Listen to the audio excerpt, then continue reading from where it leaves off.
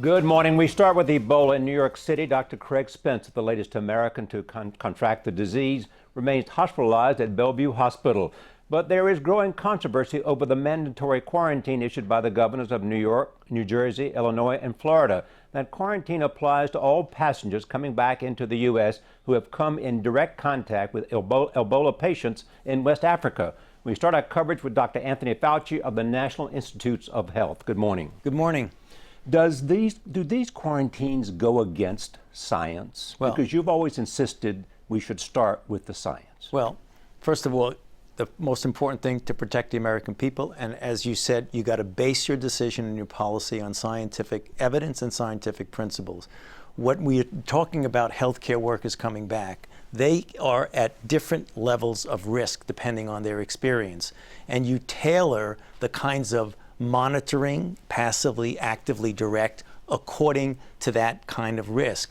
The idea of a blanket quarantine for people who come back could possibly have a negative consequence of essentially disincentivizing people from wanting to go there. And the reason that's important, Charlie, is because the best way to protect Americans is to stop the epidemic in Africa, and we need those healthcare workers to do that. So to put them in a position when they come back that no matter what, automatically they're under quarantine can actually have unintended consequences. And that's the reason why we're concerned about that. I suppose the governors would say two things. Number one, if you look at monitoring, it doesn't seem necessarily to work, self-monitoring. Right. And two, we have a responsibility to make sure that panic doesn't set in.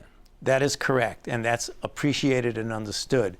When you look at the kinds of monitoring continually on an everyday basis, making sure we're getting it right and doing it right. And as you'll see, the monitoring protocols that'll be put into place will be able to be tailored according to the scientific evaluation of the risk. So when you put everyone in the same basket, that's the thing that we're concerned about. In fact, the nurse who's now in quarantine said, "I'm scared that like me, they will arrive and see a frenzy of disorganization, fear, and most frightening, quarantine, and therefore a disincentive to come." Right. And that's exactly what we're concerned about. It's totally understandable, and not being critical of people who make that decision and understand why they may want to do that. But we have to keep emphasizing, be careful and make sure that what your decisions and policy are based on scientific data and scientific evaluation. Do we have more on Dr. Craig Spencer?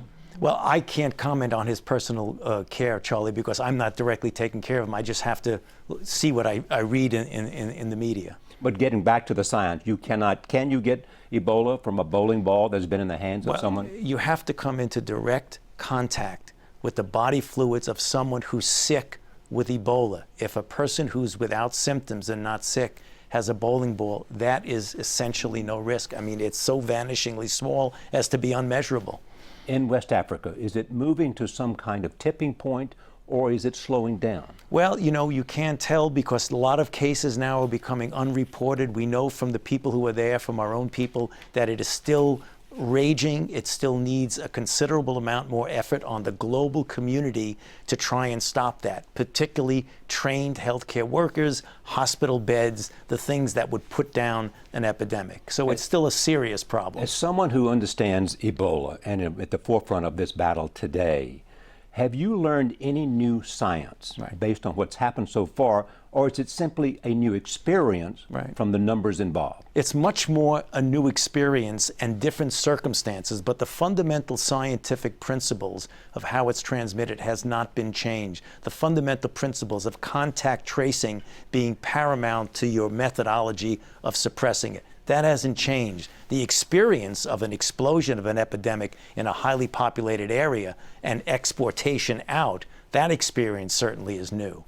Of all the things that you have seen so far, what is it that you think must be rebutted so as not to cause fear? Well, I think that rather than rebut is to just keep stating the fundamental principles. When someone is without symptoms, if you do not come into contact with their body fluid, this is not spread the way other diseases like influenza or other types of respiratory diseases are spread, where you and I could be talking and I'm a little bit sick and I go like that and you could get you don't get Ebola that way. That's the thing we have to make absolutely certain. Look at the experience. The only two people in the United States who've gotten Ebola are brave healthcare nurses who have taken care of a patient who was seriously ill. What's the most important thing we've learned so far?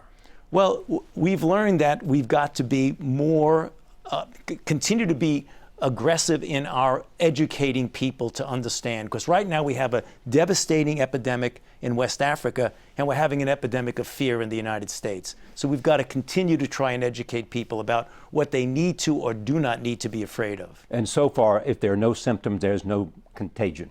Right. You have to come into direct contact with body fluids. As someone who's standing there looking well, they're not going to transmit it. Do we know more about Amber Vinson? Amber Vinson, I'm just hearing from reports, is doing really quite well, but that's just secondhand. I haven't taken care of it. Nina, I have. Nina is doing great. She's back home, feeling well. Nina Pham. Nina Pham. She just sent me an email 10 minutes ago saying, "How you doing? I miss you." Thank you very much, Dr. Right. Fauci. Right.